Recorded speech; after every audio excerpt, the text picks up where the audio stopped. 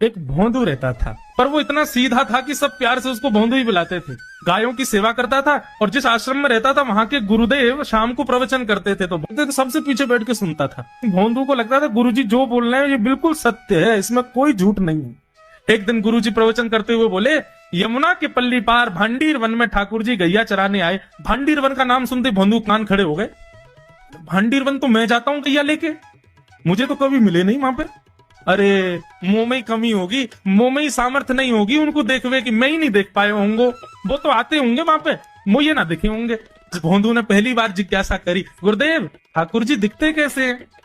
तो गुरुदेव भी हंस गया, अच्छा भोंदू पूछ रहा है, बैठ जाओ बताते हैं। मोर मुकुट पहनते हैं ठाकुर जी, और बोले दो कान हैं लेकिन कुंडल एक ही पहनते हैं। ठाकुर जी ऐसे पुष्प तोड़ के कान के ऊपर लगा लेते हैं, दोनों कानों में एक ही कुंडल को फेर फेर के पहनते। ठाकुर जी पीली पीताम्बरी, ऐसी ठाकुर जी पीली पहनते, पीली पीताम्बरी। माला कैसी पहनते हैं? ठाकुर जी ऐसी पहनते हैं पूरी पैरों तक जाए। ये देखो गुरु जी कह रहे हैं तो निश्चित है भंडीर वन में आते हैं ठाकुर जी। भोंदू अपनी गैया लेकर के भंडीर वन पहुंच गया। गैया चर रही थी, अब भोंदू ढूंढ रहा है, कभी वृक्ष के नीचे जाके देखे, कभी कहीं देखे, कभी ढूंढे कहीं से चंदन की सुगंधी आ जाए। गुरुजी बता रहे थे उनमें से चंदन की सुगंधी आती है, क्या पता कन्हैया यही कहीं हो।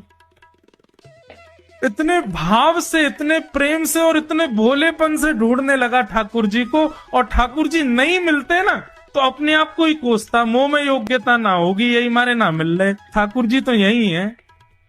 गुरु जी की बात गलत नहीं है, ठाकुर जी तो यही है।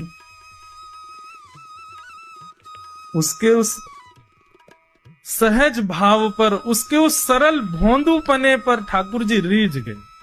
और इतने में ही भोंदू हताश निराश उदास बैठा था, खुद को कोस रहा था, मुंह में योग्यता ना है, मुंह ठाकुर जी मिलना है रहे। इतने में ही देखा सामने से असंख्य गायों का झुंड आ रहा है, और भोंदू ने जैसे उन गायों को देखा, ऐसी गाय कभी देखी नहीं, अलग गाय, सींग चमक रहे हैं, सींगों के ऊपर के भाग में सोने चांदी मड़े हुए हैं, ऐसी ऐसी सुंदर सुंदर तंदुरुस्त गैया।